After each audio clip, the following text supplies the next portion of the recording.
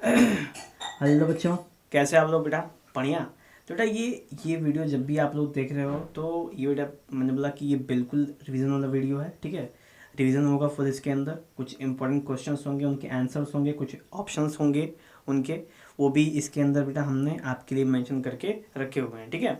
कुछ इसमें long term solutions भी हैं जिनके लिए मैं फॉर्मूला आपको प्रिस्क्राइब करूँगा कि आप ये फॉर्मूला लगा सकते हो, ठीक है। बाकी आपको बेटा प्रैक्टिस तो करनी पड़ेगी और मैं अंत बता देता हूँ बेटा कि बहुत ज़्यादा इसके ऊपर प्रेशर लेने की आवश्यकता नहीं है, क्योंकि साल भर की जो बेटा पढ़ाई करी है आप लोगों ने वो इम्पोर्टेंस है। बाद में चलो मान लेते हैं साल भर को थोड़ा सा साइड कर देते हैं, तो अगर जो भी लास्ट के 1.5 2 महीने 3 महीने में जो पढ़ाई करी है बेटा आप लोगों ने, जो प्रैक्टिस किया है आप लोगों ने, दोबारा उसको रिविज़न किया है पूरे सिलेबस को, वो इम्पोर्टेंस है कि आपको कितना बढ़िया आपको करना है, ठीक है। तो अभी एक रात बाकी है, यानी कि कल पेपर है और हम लोग 11 बज के 26 मिनट हो रहा है ना। तो अभी क्या है कि आपको लगभग आधे घंटे बाद दूसरा दिन यानी आपका पेपर और दिन आ जाएगा। तो आप अगर कल देखो या आज देखो, फास्ट फॉरवर्ड में देखो, ज़्यादा क्वेश्चंस नहीं है, 44 पन्ने में क्वेश्चंस हैं, तो बहुत कम क्वेश्चंस के अंदर इसमें मैक्सिमम एमसीक्यू है, तो एमसीक्यू में देखिए बहुत ज़्यादा चांसेस हैं मेरा, ठीक है। तो मैं इसमें ज़्यादा समय ना लेते हुए आपको बताना चाहूँगा कि एकदम इत्मीनान से पेपर में बैठना, आखिरी पेपर है आप लोगों का, टेंशन ना लेना, जो जितना आएगा उतना करना, और जो नहीं आएगा उसको आखिरी में जो समय बचेगा आपके पास वहाँ पे अटेम्प्ट करने की कोशिश करना, ठीक है। उसके बाद बेटा दूसरी चीज़ है कि फॉर्मूला ज़बरदस्त तैयार करके रखना, कोई भी फॉर्मूला आपको दिमाग में ही ना कहीं भूल जाएंगे फॉर्मूले, तो फिर कोई मतलब नहीं है आपके मैथ में पेपर में बैठने का, ठीक है।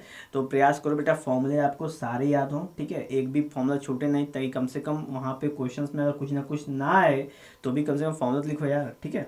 तो उसके लिए भी आपको प्रैक्टिस बेटा करना है, और साथ में मैंने बेटा कुछ शॉर्ट्स के भी वीडियोस, यानी कि बहुत सारे शॉर्ट्स 3 4 चैप्टर के शॉर्ट्स बना के डाले हैं, जो इंपॉर्टेंट क्वेश्चन है वहाँ से उसको भी आप देख लो, ठीक है, इंपॉर्टेंट है वो। चलो, पहला क्वेश्चन है बेटा, the shape of an ice cream cone, यानी आइसक्रीम कोन का शेप क्या होता है। तो वो है आपका हेमिस्फेयर प्लस कोन, यानी कि ये ऑप्शन है आपको हो गया बेटा डी, हेमिस्फेयर प्लस कोन, यानी कि नीचे से कोन होता है और ऊपर से क्या होता है, हेमिस्फेयर, उसके ऊपर क्रीम लगी होती है, ठीक है। नेक्स्ट है बेटा, if a cone is cut parallel to the base of its plane by in 2 parts then the shape of the top at the cone will be, यानी कि अगर हम कोन को 2 जगह से कट करते हैं पैरेलल, तो वो जो शेप हो जाएगा कोन का वो कैसे दिखेगा बेटा, वो दिखेगा हमें कोन इटसेल्फ, यानी कि क्या मैटर है यहाँ पे, तो बेटा cone is cut parallel to the base of its plane in 2 parts then the shape of the top of the cone will be, यानी एक कोन को अगर हम ऊपर से उड़ा दें बिल्कुल पैरेलल, तो हमें फिर भी क्या मिलेगा, कोन ही मिलेगा, उसके अलावा कुछ नहीं मिलेगा बेटा, क्योंकि फिर भी नीचे से आप देखोगे तो वो आपको कोन ही दिखेगा, ठीक है। एग्जाम्पल तौर पे अगर आपके पास एक आइसक्रीम का कोन है और आपने ऊपर से खा गए, तो नीचे भी जो बचा हुआ पार्ट है वो बेटा आपको कोन ही दिखने वाला है और कुछ नहीं दिखेगा, ठीक है। चलो, नेक्स्ट है बेटा, if we cut a cone in 2 part by a plane parallel to the base then the bottom part left over is, यानी कि ऐसा पार्ट जो आपको बच जाएगा उसमें, मतलब कि कोन वाले पार्ट को छोड़ के, तो वो हमें बिल्कुल फ्रस्टम के दिखेगा। फ्रस्टम वाला पार्ट में बेटा क्या होता है कि दोनों किसी एक साइड थोड़ा पतला होता है, दूसरी साइड जैसे जस्ट लाइक अ बाल्टी, ठीक है।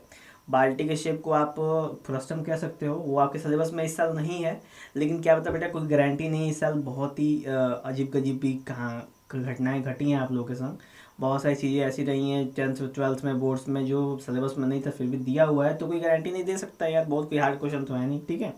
तो फ्रस्टम ऑफ कौन वहाँ पे आता है जब एक बाल्टी की तरह शेप आता है, ठीक है। नेक्स्ट बेटा, if R the radius of the sphere then the surface area of the sphere, यानी कि surface area of the sphere का फॉर्मूला क्या भाई, तो वो है 4πr², सिंपल। नेक्स्ट है, if we change the shape of an object from sphere to cylinder, अगर हम किसी ऑब्जेक्ट का जो शेप है वो स्फीयर से सिलेंडर में कन्वर्जन करेंगे, तो उसके वॉल्यूम में क्या होगा बेटा, तो उसके वॉल्यूम में कोई भी परिवर्तन नहीं होने वाला, ठीक है।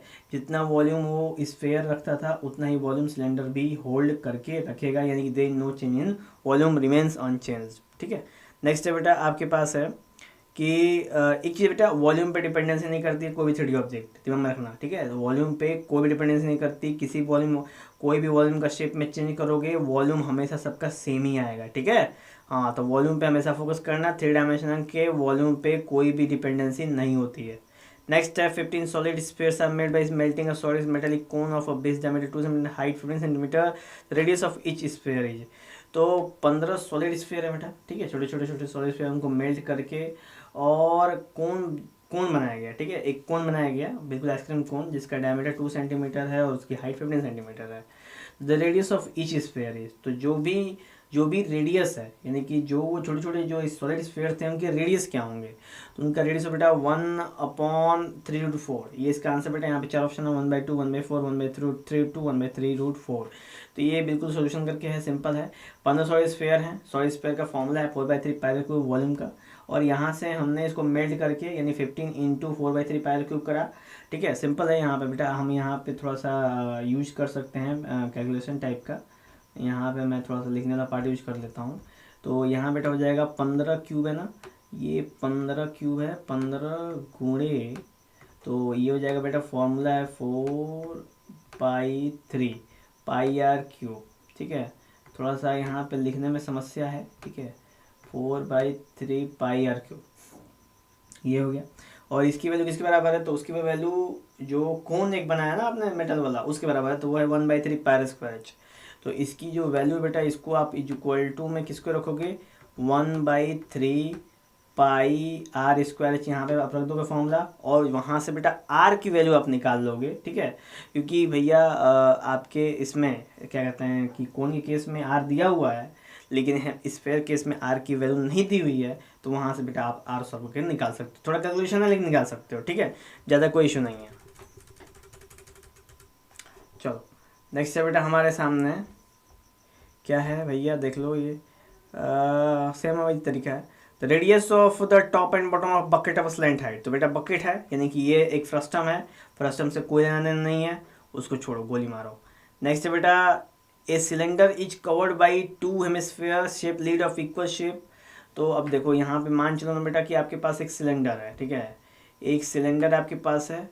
अब सिलेंडर में सोचो कि अगर हम इस सिलेंडर में, हाँ बना दिया हमने, इस सिलेंडर में अगर हमने एक हेमिस्फीयर यहाँ से ऐड किया, ठीक है, और एक हेमिस्फीयर बेटा यहाँ से, थोड़ा गंदा हेमिस्फीयर है पर ऐसा ही बन पा रहा है, तो हमने 2 हेमिस्फीयर यहाँ पे ऐड करा, तो ये दोनों हेमिस्फीयर कुछ अलग ही शेप लग रहा है, लेकिन बेटा हाँ यहाँ से हम यहाँ से, ठीक है, यहाँ से हम इसको हेमिस्फीयर को, हाँ तो बेटा ये बिल्कुल टैबलेट की तरह लग रहा होगा। टैबलेट समझते हो ना, टैबलेट, टैबलेट क्या होता है बेटा, जो हम दवाई खाते हैं ना, वो एक टैबलेट की मैं बात कर रहा हूँ।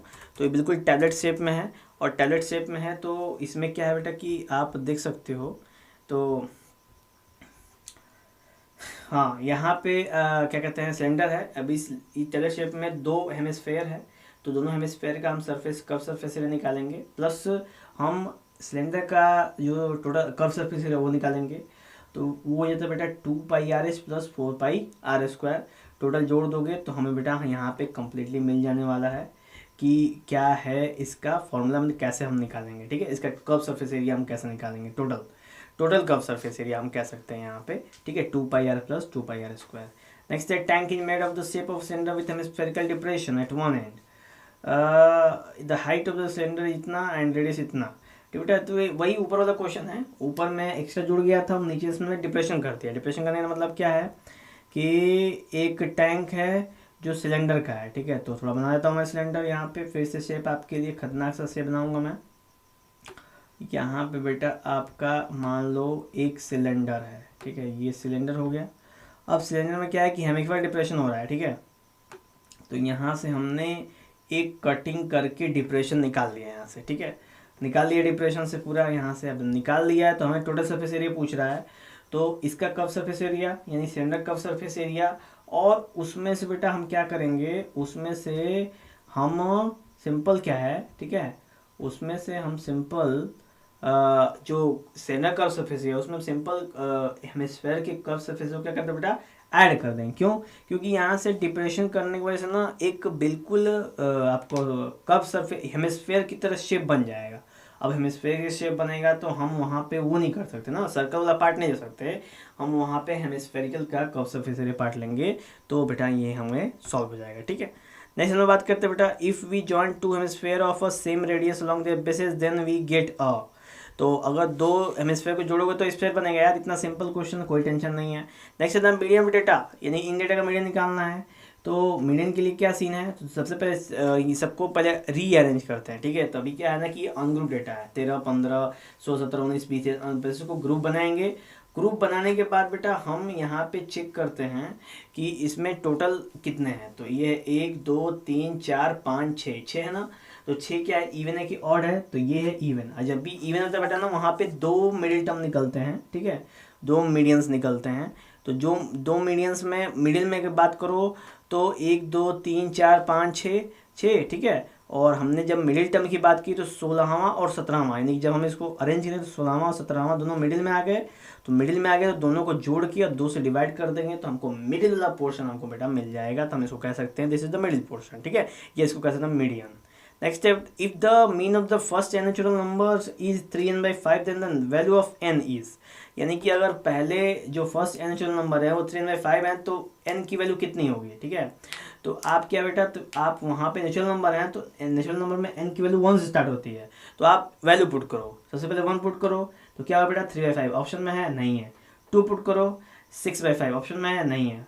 3 पुट करो तो 9/5 ऑप्शन में बेटा नहीं है। फिर 4 पुट करो 4 3 12/5 ऑप्शन में नहीं है। 5 पुट करो 5 3 15 और 15/5 3, यानी कि 5 बेटा ऑप्शन में है और 5 इज द हमारा करेक्ट ऑप्शन। क्यों, क्योंकि हमने n की जगह पे क्या पुट किया, हमने n की जगह जब 5 पुट किया तब जाके यहाँ पे वैल्यू हमको निकल के इस इक्वेशन से आ रही है। तो ये तरीका है बेटा यहाँ पे पुटिंग करने का, ठीक है।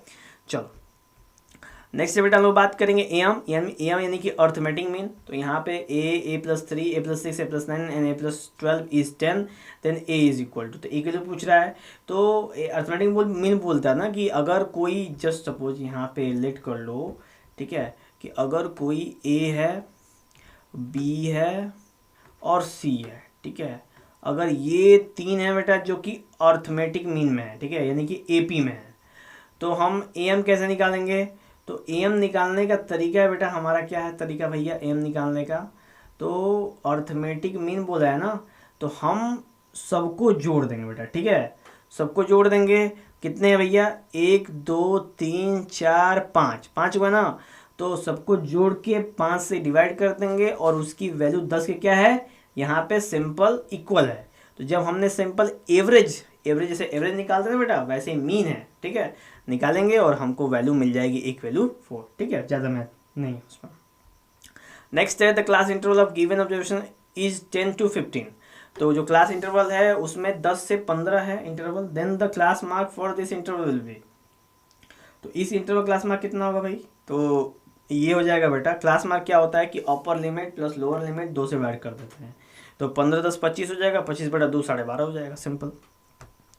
नेक्स्ट है बेटा, if the sum of frequency is 24, frequency sum 24 है भैया, then value of x in observation तो क्या है, एक्स की जगह पे क्या पुट करोगे, तो x 5 6 1 2 विल बी, ठीक है। तो यहाँ पे ऑप्शन में 10 कैसे, तो यहाँ पे हमने सिंपल यहाँ पे यूज़ किया है बेटा क्या, तो हमने वहाँ पे स्टैटिस्टिक्स का कॉन्सेप्ट यूज़ किया है, जिसमें सिग्मा एफ की वैल्यू 24 है, फ्रीक्वेंसी वहाँ पे गिवन है ना, सम ऑफ द फ्रीक्वेंसी इज 24, तो 24 और सिग्मा एफ आई में बेटा यहाँ पे आपको फ्रीक्वेंसी की वैल्यू दी हुई है, ठीक है। तो क्या करेंगे हम, इसमें हम सबको जोड़ के 24 के बराबर रख देंगे, ठीक है। और जैसा ऐसा करेंगे तो एक्स की हमें क्या मिल जाएगी, 10 मिल जाएगी, और हमें एग्जाम में भी यही करना है, ठीक है, घबराना नहीं हमें, हम तैनात रहना। Next the distance between 2 parallel tangent of a circle radius is 4 centimetre. तो जो टेंजेंट है parallel circle of radius 4 centimetre given है, ठीक है। तो हमें बताया कि डिस्टेंस पता करना है, तो डिस्टेंस है कितना बेटा, ऑप्शन में है डी वाला ऑप्शन 8 सेंटीमीटर। कैसे, तो क्या है ना कि जब दो पैरेलल है बेटा, तो मान चलो ना कि एक सर्कल है, ऐसा अगर हम लोग कॉन्सेप्ट ले लेते हैं कि एक सर्कल है, तो एक सर्कल में पैरेलल में एक ये टेंजेंट बन जाएगा बेटा और एक ये टेंजेंट बन जाएगा, ठीक है। और दोनों के बीच में डिस्टेंस कितना होगा, तो दोनों के बीच में जो डिस्टेंस होगा बेटा वो डायमीटर के बराबर होगा, और डायमीटर हमारा रेडियस हमारा 4 सेंटीमीटर है, और 4 सेंटीमीटर डबल करो तो डायमीटर निकल जाएगा। तो हम कह सकते हैं कि 8 centimetre is the distance between 2 parallel tangent, simple, ठीक है। तो ये सीन है बेटा हमारे सामने। नेक्स्ट है, हम क्या देख सकते हैं, नेक्स्ट बेटा द गिवन फिगर नहीं मेंशन है, तो फिर मैं फिगर यहाँ पे आपको लिए क्रिएट कर दूंगा बेटा मैं, ठीक है, मतलब कि मैं आपको क्रिएट करूंगा।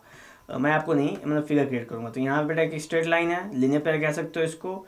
यहाँ पे बेटा हमने क्या करा है कि एक यहाँ पे लाइन ड्रॉ कर दी है, ठीक है, जो कि थोड़ी सी टचिंग है। हाँ, अब उस पर बेटा इसकी वैल्यू कितनी है, इसकी वैल्यू दी हुई है आपको 25, कितनी है 25 है, ठीक है 25 है। बोल रहा है भैया कि इसकी वैल्यू बता दो इसकी वैल्यू। तो क्या होगी, सिंपल 155 होगी, ठीक है। क्यों होगी भैया 155? 155 इसलिए होगी कि एक स्ट्रेट लाइन पे 180 डिग्री का एंगल बनता है, और 25 जब घटाओगे आप तो वहाँ पे आपको 155 बेधड़क वहाँ पे बेटा देखने को मिल जाएगा, ठीक है। तो टेंशन नॉक है। नेक्स्ट है बेटा टेंजेंट है, आप इसको देख लेना, ठीक है। यहाँ से मैं आपको सामने गुजारते रहता हूँ, आप इसको देख सकते हो। नेक्स्ट है बेटा the length of tangent run from external point of circle, यानी external point to the circle जो भी टेंजेंट बनाएंगे हम लोग वो हमेशा क्या होंगे, इक्वल होंगे, ठीक है। नेक्स्ट है एक पॉइंट से कितने टेंजेंट बना सकते हो, तो एक पॉइंट से बेटा एक टेंजेंट ही ड्रॉ हो सकता है, ठीक है। Next tangent draw extremity of diameter of circle are parallel, तो यानी कि हम अगर किसी सर्कल के सबसे आउटर मोस्ट पॉइंट से अगर हम दो टेंजेंट ड्रॉ करें तो वो हमेशा क्या होंगे, पैरेलल होंगे। Tangent from external point to a circle are equal, यानी कि कभी भी एक्सटर्नल पॉइंट से जो भी टेंजेंट हम ड्रॉ करेंगे वो दोनों टेंजेंट क्या होंगे, इक्वल होंगे, ठीक है। क्योंकि ये बेटा थ्योरम है कि जो भी एक्सटर्नल पॉइंट से सर्कल पर टेंजेंट बनते हैं वो सारे सारे क्या होते हैं, इक्वल होते हैं, ठीक है। नेक्स्ट है बेटा length of a tangent of point of a distance radius circle is 8 semi, find the radius of the circle. तो यहाँ बेटा सिंपल क्वेश्चन है, आप इसको देख लो। यहाँ पे एक फिगर है सर्कल का, और यहाँ बेटा एक पॉइंट है, इस पॉइंट से एक टेंजेंट ड्रॉ हो गया, ठीक है। ओह गड़बड़ हो गया, ये ठीक है, एक पॉइंट से टेंजेंट ड्रॉ हो गया, और यहाँ से बेटा एक सर्कल में रेडियस ड्रॉ हो गया, ठीक है। अरे सॉरी, ये मिडिल पॉइंट ड्रॉ हो गया, और ये है हमारा बेटा रेडियस, ठीक है। अब हमको यही पूछ रहा है कि रेडियस कितना है, क्यों कैसे पूछ रहा है, तो ये दे दिया है इसमें कि ये बेटा कितना है 8 है, ठीक है, और ये कितना है, ये है आपका 10, और यहाँ बेटा 90 बनता है ना, यहाँ पे बनता है इसका 90, इसका मतलब ये हो गया बेटा यहाँ पे पाइथागोरस थ्योरम हम सिंपली क्या कर सकते हैं, प्लेस कर सकते हैं, लगा सकते हैं, पाइथागोरस बेधड़क लगा सकते हैं, ठीक है। चलो नेक्स्ट हम लोग देखते हैं बेटा क्या हो सकता है। नेक्स्ट है आपके सामने the pair of tangent can be consider from a point P, तो कंस्ट्रक्शन है, कंस्ट्रक्शन तो सिलेबस में है नहीं, छोड़ दो उसको, कोई बात नहीं बेटा। नेक्स्ट है द क्वाड्रेटिक इक्वेशन हैज़, तो कोई भी क्वाड्रेटिक इक्वेशन के पास नो रियल रूट्स, यानी रियल रूट्स नहीं हो सकते, two distinct real root, two equal real roots, more than two real roots, no real roots, ठीक है। तो एक भी रियल रूट्स मतलब नहीं हो सकता, ठीक है, मतलब कि रियल रूट्स नहीं हो सकते। तो ऑप्शन थोड़ी गड़बड़ी है, ठीक है। दो इमेजिनरी रूट्स नहीं हो सकते, ठीक है, नो इमेजिनरी रूट्स, ऑप्शन ही गलती है, ठीक है। तो आप इसको ऑप्शन सही कर लेना, क्वाड्रेटिक इक्वेशन का इमेजिनरी रूट नहीं होता है, हाँ सारे के सारे रियल रूट्स होते हैं, ये बात क्लियर रखो, ठीक है, इमेजिनरी नहीं होता है। नेक्स्ट है real roots of the equation are, तो कैसे पता चले कौन सा रियल रूट्स इक्वेशन है, तो वो है 1,1/4। कैसे पता चला भैया, तो इसके लिए एक फिगर है, वो फिगर यहाँ पे मेंशन नहीं है, कोई नहीं, कोई गल नहीं है, आप टेंशन मत लेना। नेक्स्ट बेटा -2,-4 है, चलो ठीक है, इसको रहने दो। द इक्वेशन बेटा यहाँ पे where is real always has roots that are, तो ऐसा इक्वेशन जहाँ पे रियल हो और ऑलवेज है जो रूट्स दैट आर, तो भैया उस केस में क्या equal magnitude but opposite sign, यानी कि अगर वो दोनों रूट्स रियल हैं तो क्या होगा, उनके रूट्स आपस में क्या होंगे, इक्वल होंगे, यानी कि जब डिस्क्रिमिनेंट की डी वैल्यू क्या हो जाएगी, 0 हो जाएगी, सिंपल बात है, ठीक है। The condition for one root of the quadratic equation to be twice of the other is, तो यहाँ बेटा जाएगा 2, ठीक है, दो कंडीशन में दोनों पहले वाले का डबल हो जाएगा। The quadratic equation has 2 equal real roots, एक ही क्वेश्चन आ गया ना, अब देखो ये बता है 2 इक्वल रियल रूट्स हो सकता है भाई क्वाड्रेटिक इक्वेशन के। एक और है the quadratic equation has 2 distinct real roots, ये भी हो सकता है, दोनों ऑप्शन सही है, लेकिन नो रियल रूट्स नहीं है, ठीक है बेटा, इमेजिनरी रूट्स नहीं हो सकते, रियल रूट्स तो हो ही सकते हैं, ठीक है। नेक्स्ट है the common difference of AP, तो एपी का कॉमन डिफरेंस एक न्यूमेरिकल क्वेश्चन है पर उसका क्वेश्चन ही दिया है, कोई बात नहीं बेटा। एपी निकालने का तरीका क्या है, तो जब हम सेकेंड टर्म में से फर्स्ट टर्म को हटा देते हैं हमेशा, तो हमको वहाँ पे कॉमन डिफरेंस निकालने को मिलता है बेटा, ठीक है। चलो नेक्स्ट है आपके सामने, मैं बेटा दिखा देता हूँ।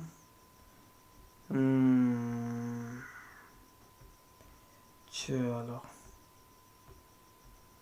यहाँ बेटा कुछ क्वेश्चंस हैं, आप देख लो। When is divided by 17 the remainder would be. ठीक है, क्वेश्चन है Q is divided by 8 if, इससे पहले क्वेश्चन गायब हुआ, छोड़ो कोई बात नहीं बेटा। ठीक है, पीडीएफ डिफॉल्ट प्रॉब्लम है, लेकिन हमने बेटा बहुत सारे क्वेश्चंस को आपको करवाया। यहाँ पे बेटा, यहाँ पे आंसर मेंशन है। ठीक है, क्या गौर करना, S2 S3 S4 5 S10 10 तक इसमें जो भी क्वेश्चंस के आंसर यहाँ पे मेंशन है। ठीक है, यहाँ पे कुछ डेफिनेशंस टाइप है, उनको भी जान ले तो इम्पोर्टेंट है, बहुत इंपॉर्टेंट डेफिनेशन बेटा, देख लो। What is Z in real number, Z क्या होता है, जेड मतलब इंटेजर्स होता है, दिमाग में रखना। What is P in real number, P किसको रिप्रेजेंट करते हैं, वो बेटा इरेशनल नंबर, दिमाग में रखना इसको। Which is more accurate, right math और मैथ्स। ठीक है, तो यहाँ बेटा थोड़ी सी गड़बड़ी है। In United states and Canada the term math is favoured, but maths is favoured in the UK, Ireland, Australia, other English speaking countries. ठीक है, तो मैथ और मैथ्स, तो यहाँ पे गड़बड़ है। ठीक है, बहुत सारे कंट्रीज मैथ बोलते हैं, बहुत सारे कंट्री मैथ्स बोलते हैं। अपने को की है, अपने को तो पढ़ना है, पढ़ के नंबर लाना है, क्या फर्क पड़ता है, मैथ बोलो, मैथ्स बोलो, मैथमेटिक्स बोलो, मैथ्सोमेनिया बोलो। ठीक है, पढ़ना तो है ही, चलो बोलने से कोई फर्क नहीं पड़ना। ठीक है बेटा, तो वही है कि हाथी का नाम चींटी रखने से वो चींटी तो नहीं रहेगा, तो हाथी ही। नेक्स्ट है what are the 4 types of mathematics, फिर ये भी सीन है, algebra, geometry, calculus, statistics, probability. ठीक है, ये 4 टाइप्स के हैं। नेक्स्ट है who is considered the father of mathematics, उनको बोलते हैं बेटा आर्किमिडीज, आर्किमिडीज को मैथमेटिक्स का जनक बोलते हैं, फादर बोलते हैं बेटा। तो ये कुछ इंपॉर्टेंट क्वेश्चंस थे सीबीएसई रिलेटेड, मैंने सोचा कि आपको दिखा दूं। और इसमें थोड़ा बेटा आप पॉज कर करके भी इन वीडियोस को आप मतलब कि जो क्वेश्चंस हैं उनको आप स्टडी कर सकते हो, इंपॉर्टेंट है, देख लेना। अब बेटा मिलेंगे हम लोग कल मॉर्निंग टाइम में। अगर मैंने बेटा जल्दी बहुत समय तो मैंने कहता था बेटा कि हो सके तो मैं बोर्ड पे आपको क्वेश्चंस करके कुछ प्रैक्टिस करवाऊंगा। ठीक है, तैयार रहना। चलो चलते बेटा, जय।